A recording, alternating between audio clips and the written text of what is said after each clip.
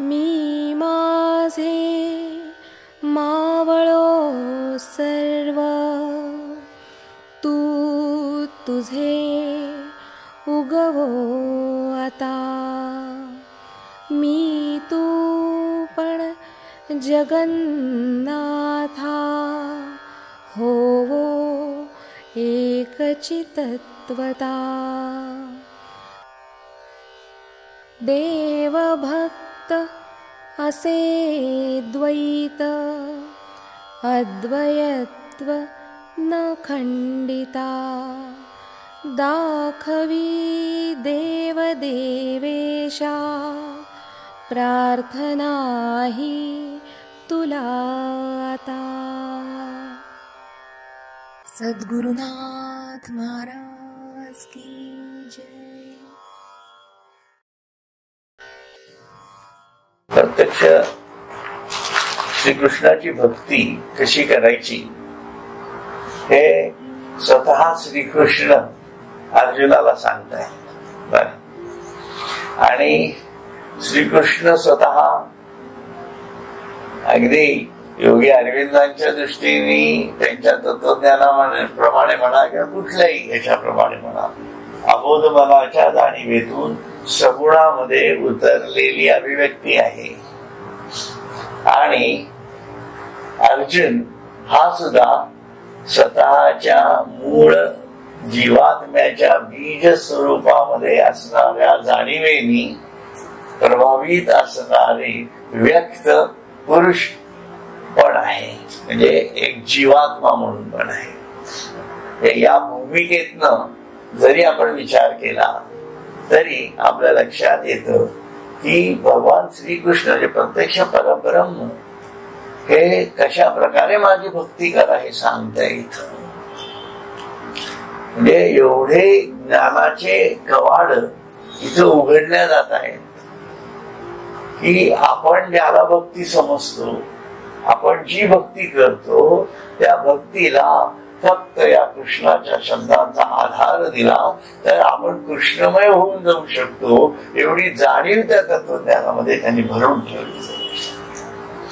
म्हणून तू असं कर्म कर, कारण कर्म तुला करावं लागणार आहे राजा, त्यातनं तुला सुटका नाहीये.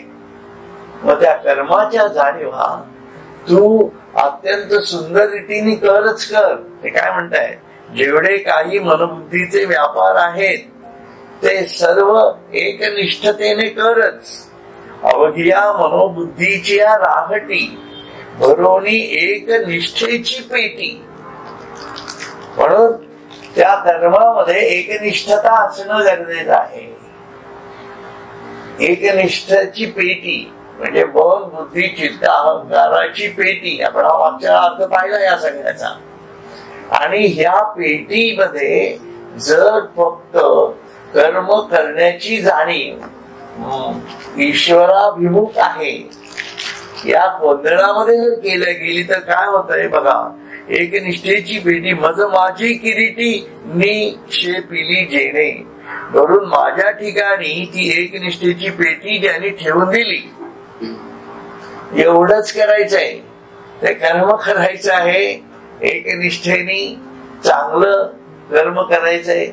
समजा धरून त्याला आता आपण ज्ञानेश्वरी सांगतोय माझ्या दृष्टीने हे कर्म आहे, तुम्ही ऐकता आहात हे तुमचं कर्म आहे, बरोबर आहे. या सगळ्या कर्मामध्ये मन बुद्धी चित्त अहंकाराचं शून्यत्व हे गृहीत आहे. आणि म्हणजे आपला भीपणा विसरून जायचं ना. तन्मय होणं म्हणजे काय,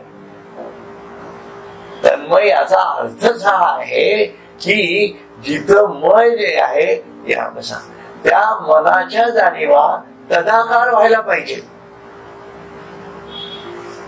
म्हणजे जे मी ऐकणार आहे असा ते माझ्या अहंकाराला बाजूला ठेवून द्यायचंय. कृष्णासमोर आपण काय अहंकार घेऊन बसणार होत ना, साधं गणित आहे की नाही. जसं एखादा शिष्य एखादा गुरु, शाळेमध्ये पण सुद्धा मुलं तन्मय होऊन शिकतच नाहीत ना. म्हणजे मी कोणतरी वेगळा आहे आणि शिकवणाऱ्याला काय कळत आहे ही जाणीव जर असेल तर त्या तन्मयता आली का. मग ते कर्म जे घडणार आहे ते घडणार कर्म हे खालच्या दर्जाचं होतं आणि ते मला समर्पितच होत नाही, त्याचा बंध तयार होतो, अहंकाराचा बंध तयार होतो, कर्मबंध कुठलाही असेल आता, बरोबर आहे की नाही. आणि ही खूप आपल्याला गोष्टी रोखून करावं लागतं. आणि मला स्वतःला म्हणजे माझ्या स्वतःच्या वैयक्तिक जीवनामध्ये सुद्धा या घटना कसं होतं, आता हे आपण करतो बरोबर आहे. आता हे करत असताना जेव्हा आपण दुसऱ्याचं प्रवचन ऐकत असतो बरोबर आहे, त्या भूमिकेमध्ये जाताना पण आपल्याला तेवढंच तन्मय होऊन ऐकता यायला पाहिजे. माझा विचार त्याच्यातला असा असतो. कारण काय होतं, नाही तर आपलाच अहंकार वाढतो. तो काय सांगतो आहे हे जर आपल्याला घेतात ग्रहण जर करता आलं नाही तर ती तन्मयता होईल का. मग ते कर्म जे घडणार आहे आपल्यातलं ते कर्म तेवढ्या ताकदीचं राहतच नाही. म्हणून ती श्रवणाची जी जाणीव आहे त्या जाणीवेला आपल्या अंतरंग चतुष्टयाच्या जाणीवेतून ते ऐकलं तर ती श्रवण भक्ती होऊ शकते. श्रवण भक्ती म्हटलेलं आहे.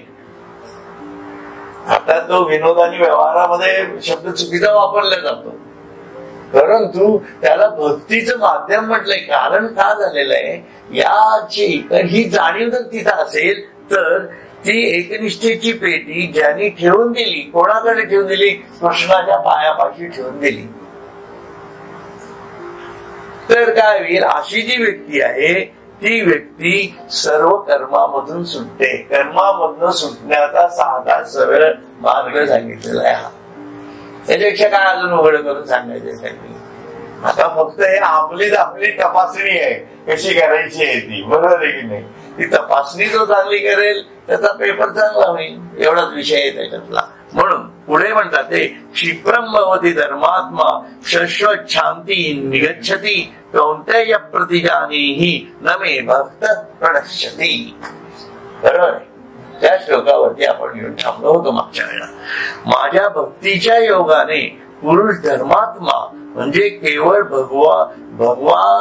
भगवताज्ञेप्रमाणे म्हणजे भगवत आज्ञेप्रमाणे वागणारा होतो व त्याला अखंड शांती प्राप्त होते. हे कुंती सुता अर्जुना, माझा भक्त कधी नाश पावत नाही असे निश्चित जाण. आता बघा, म्हणजे माझ्या भक्तीच्या योगाने पुरुष धर्मात्मा होतो. आता धर्म म्हणजे कुठला, भागवत धर्मी होतो. थोडक्यात भागवत धर्माचा अर्थ जर समजला असेल आपल्याला तर ज्या ज्या कृती माझ्याकडनं घडणार आहेत त्या सर्व ईश्वराच्या जाणीवेतून मी करणार आहे आणि त्या केल्यानंतर त्यात ईश्वराला समर्पित करणार आहे. म्हणजे माझा अंतरंग चतुष्टय मी फक्त ईश्वरासाठीच वापरणार आहे. भले मी कर्म व्यवहाराचं करत का असे ना, हे तुम्ही असं समजू नका की पूजा करणं म्हणजेच भागवत धर्म आहे. तुम्ही शाळेत शिकवणं, तुम्ही नोकरीमध्ये काम करणं, तुमच्या समोर जे जे ठिकाण ते तुमचं नशीब आहे. लक्षात घ्या, तुमची परिस्थिती जी तुमच्यावर आलेली आहे ती प्रत्येकाच्या प्रारब्धाच्या जाणीवेतूनच आलेली आहे. त्याच्याकडे पाठ ठेवून चालणारच नाहीये. उलट तिला मी कशा चांगल्या रीतीने उपभोगी हे जे ज्ञान आहे हे कळणं खूप गरजेचं आहे. माणूस काय होतो, थोडं काही इकडं तिकडं वाईट गोष्टी झाल्या की तो लागली डिस्टर्ब होतो आणि त्याची मनाची जी बैठक आहे ती तो विसरून जातो ना. परंतु परिस्थिती बदलणार आहे याच्यावर विश्वास असणं म्हणजे ईश्वरावर विश्वास असणं आहे. ही परिस्थिती काय राहणार आहे का. मी लहानपणी सुख होतो, नंतर कुठल्या शाळेमध्ये मला कुठल्या मुलांनी मारलं असेल तर दुःखी झालो असेल, रडतही आलो असेल, हेडमास्टरकडे गेलो असेल, मुलांनी चिडवलंही असेल, पण सगळी बदलत गेली ना, परिस्थिती राहिली का. मी कोणाचा मोठा हुशार मुलगा होतो, बरोबर आहे की नाही. मी तरी तेवढ्या ताकदीने अभ्यास केला का. मग ती वेळ आता वाया गेलेली आहे ना माझी. पण आता समोरचा प्रश्न आलेला आहे ना, मग मी आताचा क्षण जर तेवढ्या माझ्या सर्व आतापर्यंतच्या अनुभवाच्या जाणीवेतून घालवला तर तो प्रत्येक क्षण मी इतक्या एकाग्रतेने करीन की तो क्षण मला ईश्वराने दिलेला आहे. आणि ते जे कर्म माझ्याकडनं घडणार जे असेल ते, कर्माचा संबंध जो आहे तो तुम्हाला सांगतो गोष्ट, तो याचं नाव विसरलं त्याचं, एक मुसलमान खाटीक होता, त्याचं नाव मी विसरलो, मुसलमान का हिंदूच होता कोणतरी असेल खाटीक बरं का. परंतु तू प्रत्येक बकरी मारताना किंवा प्रत्येक शापद मारताना ओम श्रीराम म्हणायचं आणि मारायचं. त्याचं कर्म ते होतं ना. परंतु त्या कर्माला सुद्धा त्याच्या अंतरंग चतुष्टयामध्ये त्यांनी ईश्वराला आणलं. त्याच्यामुळे ती सर्व कर्म त्याचं जरी या जन्मात कारण केलं असेल काय बाकीच्यांनी त्यांना मारलं असेल अनेक जन्मांमध्ये काय माहिती आपल्याला, बरोबर. त्याच्यामुळे त्याच्यावर ते कर्म आलेलं मारण्याचं काय की नाही. हा जॉब तर करावाच लागणार आहे. समाज रचनेमध्ये हा भाग आहेच, बरोबर आहे की नाही. आता समोर आपल्या समोर इथं झाडू मारणाऱ्या बायका येतात, तर आपण घरात फिरायला जातो तेव्हा दिसतातच की. मग ते काही आपण काही त्यांना कमी लेखतो का? कमी लेखायचं कारण नाहीये, पण त्याचं कर्म ते आहे, ते त्याला मी जबाबदार नाहीये. हो, त्याचं प्रारब्ध जबाबदार आहे ना. ते कर्म त्यांनी कसं करायचं हे त्या बाईने ठरवायचंय, त्या व्यक्तीने ठरवायचंय. खरंच घाण उचलायची का नुसतंच बरोबर काढायची. आलं का लक्षात? मी जे काम करतो ते खूप घाणेरडं काम करतोय ही त्यांची समजूत आहे, आपल्या मनात सुद्धा येत नाही. बरोबर. या ज्या गोष्टी आहेत या ज्याच्या त्याच्या जाणीवेवर बसवलेल्या आहेत आणि हे ज्याचं त्याचं प्रारब्ध आहे ना, हे तुम्ही कसं टाळू शकणार. म्हणून ते काय म्हणताय, माझ्या भक्तीच्या योगाने, म्हणून सगळ्यांना मंत्र एकच आहे. त्याच्यामुळे तुम्ही काय कर्म केलं मी काय कर्म केलं हा विषय नाहीये.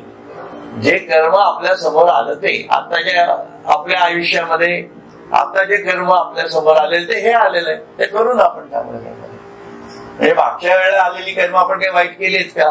केलेली नाहीत म्हणूनच हे कर्म आपल्या हातात आलेलं आहे असंही म्हणा, बरोबर आहे की नाही. तुम्ही योगा का शिकवता, तुम्ही का शिकवता? आयुष्यभरच मी चांगला व्यवहाराने जर जमला असेल तर ईश्वर माझ्या समोर जे कर्म मांडून देणार आहे ते चुकीचं देईलच कसं, आहे की नाही.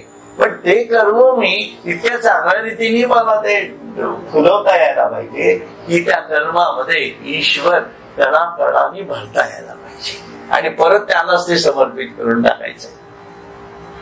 इतकी साधी सिंपल गोष्ट आहे लक्षात त्या भूमिकेतनं. म्हणून माझ्या भक्तीच्या योगाने पुढे धर्मात्मा म्हणजे केवळ भगवत आज्ञेप्रमाणे वागणारा होतो व त्याला अखंड शांती प्राप्त होते. त्याच्यामुळे असं कर्म केलं की परिणामतः शांती मिळणारच आहे. हो, ती येणारच आहे ना. तुम्ही जर त्यातनं अर्पण केलं कोणाला, ते अर्पण केल्याची शांती मनाला प्राप्त होणारच आहे ना. तुम्ही देऊन बघा ना, एखाद्या 1000 रुपये कोणाला तरी गरीबाला द्या, एखाद्या याच्यासाठी द्या, बघा तुम्हाला शांती मिळते की नाही. आपण दिलेच नाही तर शांती मिळेल कशी, असं आहे ते. म्हणून देता पण येत आहे, देता पण यायला पाहिजे, बरोबर आहे.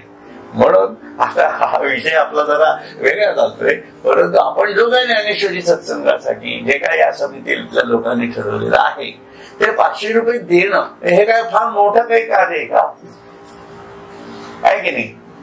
याच्यात काही फार मोठी मागणी काहीच नाहीये. पण ही सुद्धा न देण्याची जर इच्छा असेल तर आपण काय म्हणणार, हरकत नाही, नाही दिलं तरी चालेल, या बसा करा, कारण हे ईश्वराचा दरबार आहे, हा काही माझा नाहीये, आहे की नाही. हे तुम्ही ठरवायचंय काय करायचंय ते, आहे की नाही. आणि कार्य काही आतापर्यंत काही तुम्ही 500 रुपये दिल्याने झालं नव्हतं असंच काही भाग नाहीये माझ्या दृष्टीने, होतच होतं ना. परंतु आपली जाणीव आपण कुठं ना कुठेतरी लिफ्ट आउट करता जायला पाहिजे ना आपल्याला. म्हणून ही सामूहिक जीवनाची जाणीव ज्या व्यवहाराच्या पद्धतीनं चालत राहते तो व्यवहार सुद्धा सांभाळता यायलाच पाहिजे ना. मग तो किती छान होऊ शकतो. बरोबर आहे की नाही, असं माझं म्हणणं आहे. म्हणजे या सर्व लोकांची जी मनातली इच्छा आहे ती अशी आहे की उद्या समजा आपल्याला गुरुपौर्णिमेचा कार्यक्रम करायचा आहे, त्यानं आपण चांगला हॉल घ्यावा, त्यानं लोकांना जास्त सोयी द्यावा, पण त्या देण्यासाठी पैसे तर उपलब्ध पाहिजे. तुम्ही 200 रुपये देवायचे देणार आणि 200 रुपयाचं जेवण आपण देणार लोकांना, याच्यात म्हणजे सत्संगाला काय मिळणार आहे? सत्संगाला काय प्राप्त होतं का त्याच्यात? त्याचं ते सर्व समाधान मिळतं, एवढंच आहे. पण त्यातनं जे वरच्या स्तरावर जाण्याची जी योजना आहे ती प्राप्त होऊ शकत नाही, असं म्हणायचं. ही भूमिका आहे. एनिवे, तो विषय वेगळा आहे. परंतु म्हणून तो आता अवसरे मदसारिका, तो आता अवसरे मदसारिका होईल, ऐसा हनभाव तुझ जाईल, हा का अमृता अंत राहील, तया मरण कैचे. अर्जुना, असे तुला कदाचित वाटेल की माझा भक्त काही काळाने माझ्यासारखाच होईल, पण बाबा अमृतामध्ये राहणाऱ्याला कसे मरण येईल? तो माझ्यासारखाच असणार आहे. आले का लक्षात? अमृतस्य पुत्र हा हे सांगायची गरज नसणार आहे, तर अमृतस्य पुत्रा झालेला असणार आहे. लक्षात आलं का? योगी अरविंदांना सुद्धा जे म्हणायचं आहे की तुम्ही शेवटी ईश्वरासारखेच देहाने होणं गरजेचं आहे. लक्षात घ्या. म्हणून ते ट्रान्सपरन्सी, ती इलास्टिसिटी, ती प्लास्टिसिटी आणि ती इमॉर्टॅलिटी आपल्यामध्ये येणं गरजेचं आहे. आणि त्या येण्याच्यासाठी म्हणून या भक्तीची गरज आहे. कारण ही भक्तीच अशी आहे की जी भक्ती म्हणजे काय नेमकं, असा जर तुम्ही थोडक्यात विचार केला तर आपल्या आतमध्ये असणाऱ्या ईश्वराला बघण्याची तळमळ म्हणजे भक्ती. त्यालाच कोणी आत्मशोध म्हणेल, कोणी तीव्र इच्छा म्हणेल, काहीही म्हणेल, पण भक्ती ही भक्ती आहे, लक्षात ठेवा. आणि ज्ञानाच्या जाणीवेतूनच ती वाढते, हेही तितकंच खरं आहे. म्हणून या ज्ञानाच्या जाणीवेवरती सगुणाला बसवता यायला पाहिजेच ना, कुठं ना कुठं तरी. तुम्ही जर सगुणाला ज्ञानाच्या जाणीवेत बसवलं नाही तर नुसतं निर्गुणही कळणार नाहीच आहे तुम्हाला. ती गफलत आहे, लक्षात घ्या. म्हणून म्हणून मी सुरुवातीला जे सांगितलं तुम्हाला की कृष्ण सगुणाच्या जाणीवेत येऊन नामदेवाला जसं विठ्ठल सांगत होते त्या पद्धतीमध्ये सांगितलेलं होतं, सांगतोय.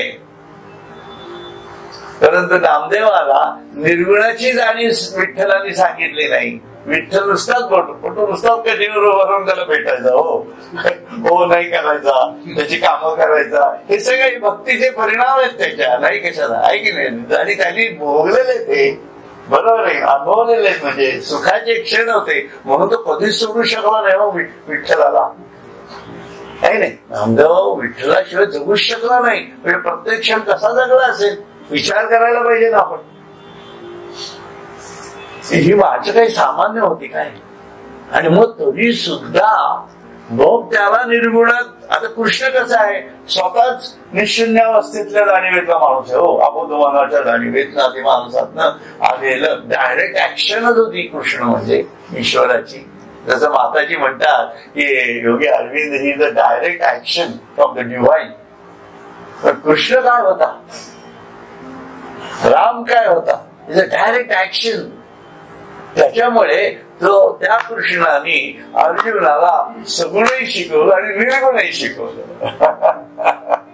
परंतु नामदेवाची पंचायत झाली हो, कारण परब्रह्म आपलं बसलं होतं, ते स्वतः काही बोलायला तयार नाही, आहे की नाही. मग त्यांनी कृष्णाची जाणीव विठ्ठल म्हणजे त्यांनी पाठवलं ज्ञानेश्वरांकडे. आणि मग चोपटलं जेव्हा तेव्हा, आणि वय किती, 67 वर्षाचे होते नामदेव महाराज. असं काय करताय. आणि मुक्ताबाई किती वर्षाची होती, आमच्या आयुष्यानी एवढी. काय सांगायचं हेतू काय आहे की या गोष्टी ज्या आहेत या बालातभी सुभाषितम ग्राह्यम म्हटलं जातं. हे ऐकत नाही काही प्रमाणामध्ये असतंही खरं ते नाही का. आपण केवढे आपल्याला एवढा कॉमन सेन्स असता तर एवढं आयुष्य वाया घालवलंच नसतं ना. नामदेव लहानपणापासून भेटले गेले होते हो पांडुरंगाकडे की नाही. आपल्याला किती वर्ष झाले अजून जातच नाही होते पर्यंत नाही जाऊ दे सोडून दे. म्हणून तो असे त्याला कदाचित वाटेल की माझा फक्त काही काळाने माझ्यासारखाच होईल तर काही काळाने माझ्यासारखा होणार नाहीये. तो अमृतातच बुडलेला आहे असं त्याला म्हणताना म्हणायचंय. त्याच्यामुळे तो सदेह सच्चिदानंद रूप स्वरूपच आहे असं म्हणा. परम श्रेष्ठ अवस्था सच्चिदानंद स्वरूप आपण म्हणतो ना श्रीमद सच्चिदानंद सद्गुरु ती अवस्था. त्या अवस्थेमध्ये तो देहात असून सुद्धा आहे अशी ती गणित आहेत सर्व लक्षात. खूप छान आहेत. काही सूर्य जो वेळून उदयीजे त्या वेळा की रात्री म्हणजे देवी माझी भक्तीवीन जे की जे ते महापाप नव्हे. खूप सुंदर आहे. जोपर्यंत सूर्य उगवत नाही तोपर्यंत रात्र म्हटली जाते बरोबर. सूर्य उगवत नाही तोपर्यंत रात्री रात्र म्हटलं. तसे माझ्या भक्ती वाचून जे केले ते महापाप नव्हे काय. म्हणजे माझ्या भक्तीशिवाय ज्या ज्या गोष्टी तुम्ही कराल हे तुमच्या अंतरंग चतुष्टयामध्ये जर कृष्ण नसेलच राम नसेलच तर ते महापाप आहे. ही काळ्या दगडाची रेग आहे असे कृष्ण स्वतः सांगतात. विचार करा. म्हणजे भागवत धर्म कसा आचरण करायला पाहिजे. आपण म्हणतो ना सुरुवातीला भागवताम स्मरामी ते हे सगळे भागवत धर्मी लोक वसिष्ठ वगैरे यांनी हा धर्म स्थापन केलेला आहे आचरणात आणलेला आहे दाखवलेला आहे. ही भूमिका आहे त्याच्या पाठीची. म्हणून माझ्या भक्तीने पुढे म्हणून तयाची या चित्ता माझी जवळीक पांडू सुद्धा तेव्हाची तो तत्वता स्वरूप माझे.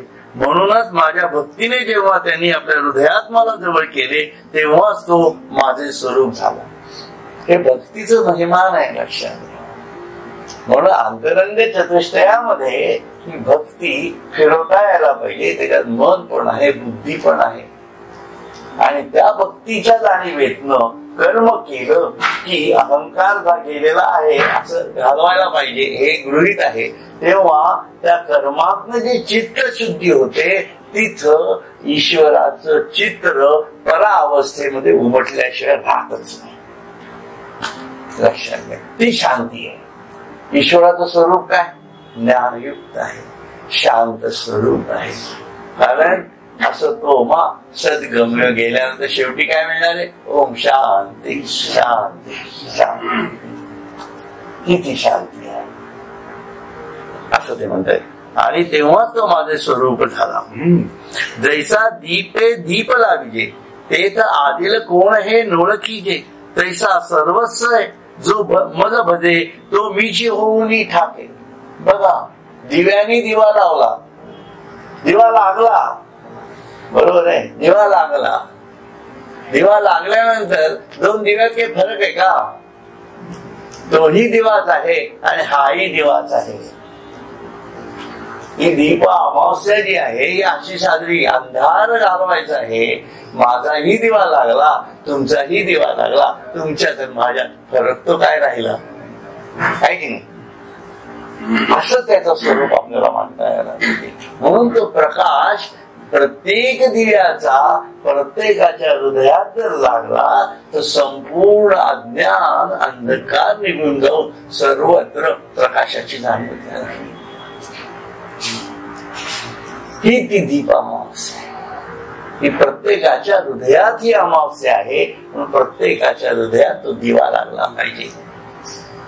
आदिनाथांकडनं मच्छिंद्रनाथांना लागला मच्छिंद्रनाथांकडनं गोरक्षनाथांना लागला गोरक्षांकडनं गहिनीनाथांना गहिनीनाथांकडनं निवृत्तीनाथांना दिवे दिवे दिवे दिवे दिवे दिवे लागत आलेले लक्षात घ्या. मग त्याच्यामुळे कोण मोठा, कोण आदिनाथ आहे, गोरक्षनाथ वेगळा आहे, अजून कोण, असे दिवे ओळखता पण येणार नाही. तो भेद करताच येत नाही, लक्षात घ्या. म्हणून गुरु हा तत्व स्वरूपामध्येच बघावा लागतो. परब्रह्म हे तत्व स्वरूपातच असत. ते दिव्याच्या ज्योतिर्मय जाणीवेमध्ये स्थापित असत. असं त्याचं स्वरूप आहे. मग माझी नित्य शांती तया दशा तेची क्रांती किंबहुना जिती माझेनी जीवे. जे ज्याप्रमाणे एका झालं ते. मग माझी जी नित्य आत्मशांती तीच त्याची दशा असते.